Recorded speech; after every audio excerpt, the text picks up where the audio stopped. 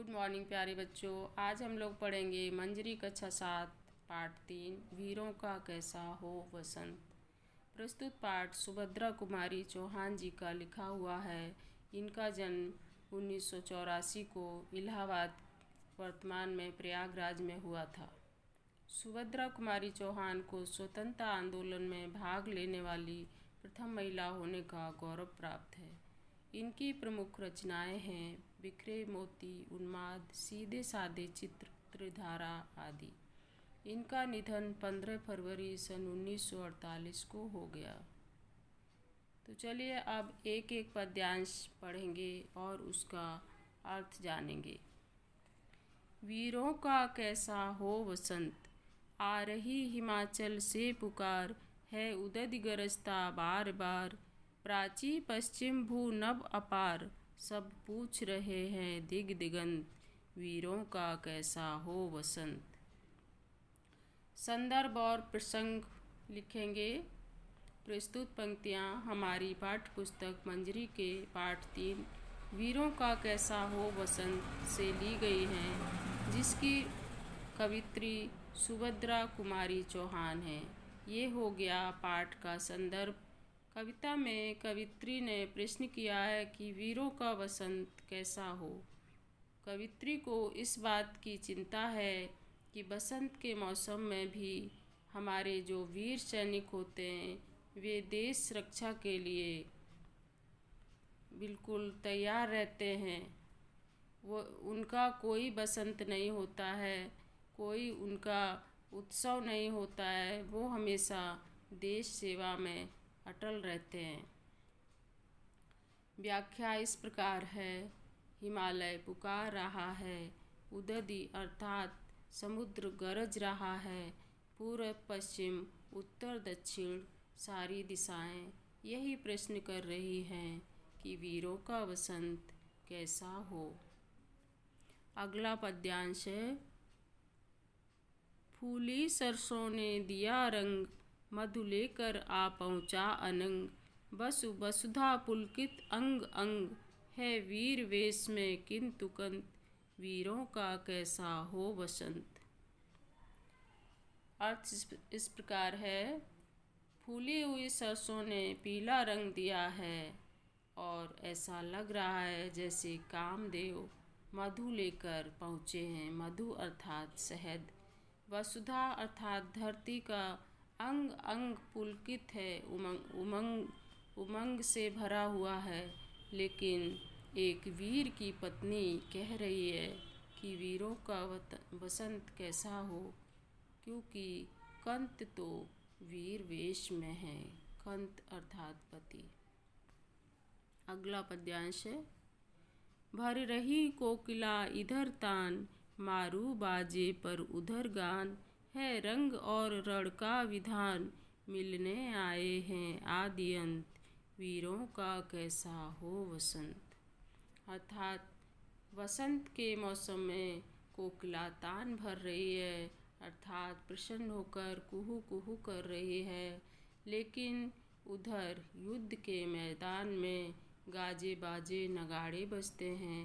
वीरों के लिए रंग और रण का विधान कुछ इसी तरह है। वीर जब युद्ध के मैदान में उतरते हैं तो अपना आदि और अंत, जीवन और मृत्यु सब हथेली पर रख के चलते हैं। जीत मिलेगी तो जीवन मिलेगा और पराजय मिली तो मृत्यु। कवित्री पुनः प्रश्न करती हैं कि युद्ध पर जाने वाले वीरों का वसंत कैसा हो। अगला पद्यांश है। गल बाहें हो या हो कृपाल, चल चितवन हो या धनुष बाण, हो रस विलास या दलित त्राण, अब यही समस्या है दुरंत, वीरों का कैसा हो वसंत। कवित्री कह रही है कि वीरों के गले में प्रेमिका की बाहें हों या हाथ में कृपाल अर्थात तलवार हो, वे देश और प्रेम के दोनों को एक साथ रखकर पूछती हैं कि युद्ध पर जाने वाले वीर कृपाल चुने या अपने प्रिया की बाहों का हार।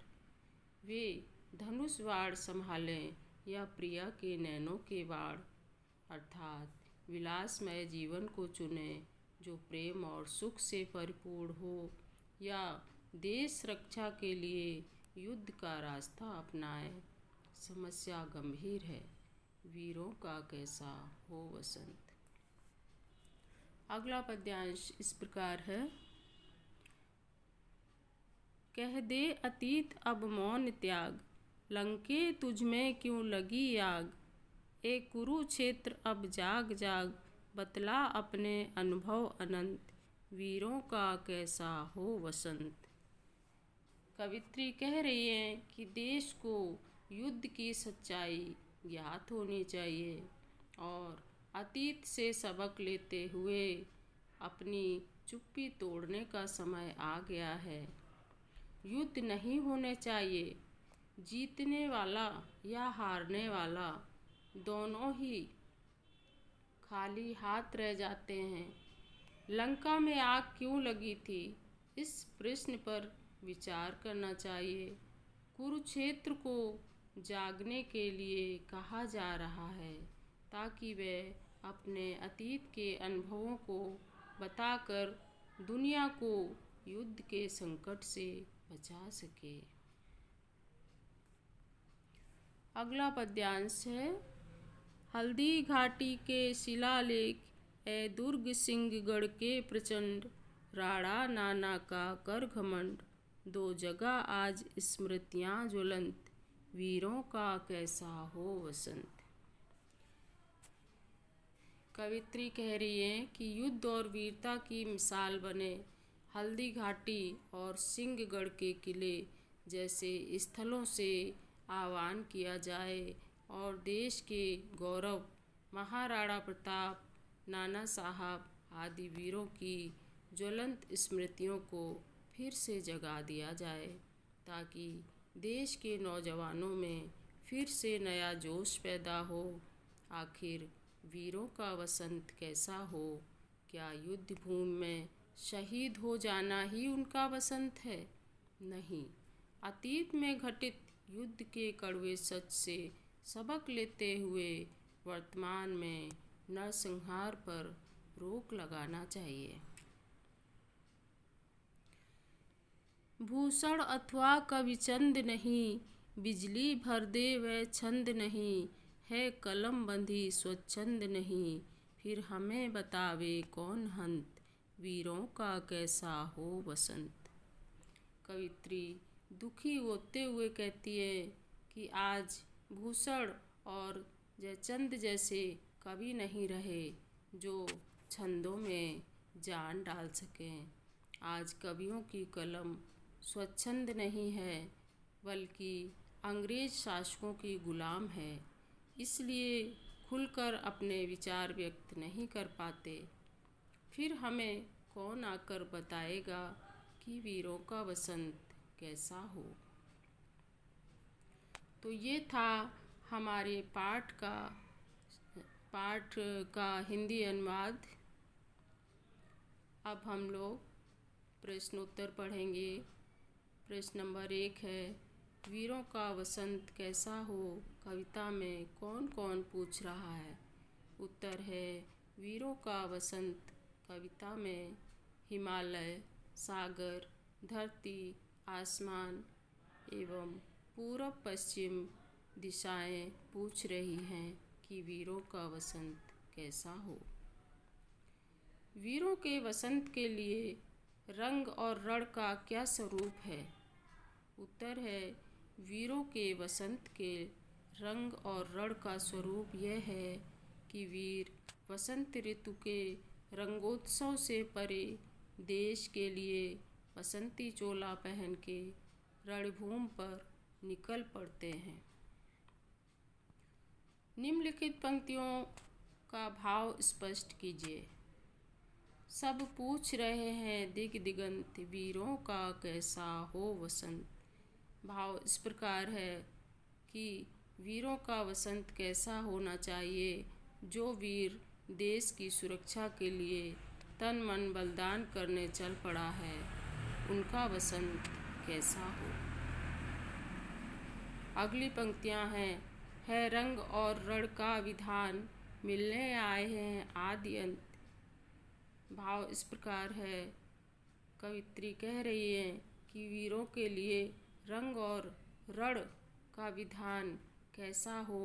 वीर बसंती चोला पहनकर अपने देश की रक्षा के लिए जब मैदान में उतरते हैं तब वे जीवन और मृत्यु को एक साथ लेकर चलते हैं। बिजली भर दे वे छंद नहीं, है कलम बंधी स्वच्छंद नहीं। इन पंक्तियों का आशय है, कवित्री दुखी होते हुए कहती है कि अब वीरों में जोश भर दे ऐसे छंद नहीं हैं, क्योंकि अंग्रेज शासकों ने कवियों की लेखनी पर प्रतिबंध लगा दिया है। अगला प्रश्न है, कविता में कवि अतीत से मोह त्यागने के लिए क्यों कह रहे हैं। उत्तर है, कविता में कवित्री अतीत से मौन साधने के लिए इसलिए कह रही है क्योंकि अतीत में जो भी युद्ध हुए हैं उनका परिणाम भयावह था। अतीत इस बात का साक्षी रहा है, इसलिए भूतकाल से प्रेरणा लेते हुए भविष्य में युद्ध और उसकी विभीषिका से बचना चाहिए। अब हम पढ़ेंगे पाठ में आए हुए पर्यायवाची एवं मुहावरे। पर्यायवाची शब्द, भू का पर्यायवाची धरा, धरती, वसुधा, अवनी, भूमि। नभ का पर्यायवाची है आकाश, गगन, व्योम, अंबर। पुष्प का पर्यायवाची है फूल, कुसुम, सुमन, प्रसून। मधु अर्थात शहद का पर्यायवाची है शहद, मकरंद, पुष्प, रस। बिजली का पर्यायवाची है विद्युत, दामिनी, चपला, चंचला। मुहावरे, दांत खट्टे करना अर्थात पराजित करना। रानी लक्ष्मीबाई ने अंग्रेजों से मुकाबला कर उनके दांत खट्टे कर दिए थे। ईंट से ईंट बजाना अर्थात विनाश करना। हमारे सैनिकों ने पाकिस्तानी सैनिकों की ईंट से ईंट बजा दी। छक्के छुड़ाना अर्थात करारा जवाब देना। कारगिल युद्ध में भारतीय सैनिकों ने दुश्मनों के छक्के छुड़ा दिए। अंगारों पर चलना, जोखिम भरे कार्य करना। देश को आज़ाद कराने के लिए क्रांतिकारी अंगारों पर चले थे। खेत रह जाना, रणभूमि में मारा जाना। युद्ध में सैकड़ों जवान खेत रहे। तो बच्चों, ये था हमारा आज का वीडियो। इस वीडियो को आप लोग ध्यानपूर्वक पढ़ें और समझें एवं शेयर, लाइक और सब्सक्राइब करें। धन्यवाद।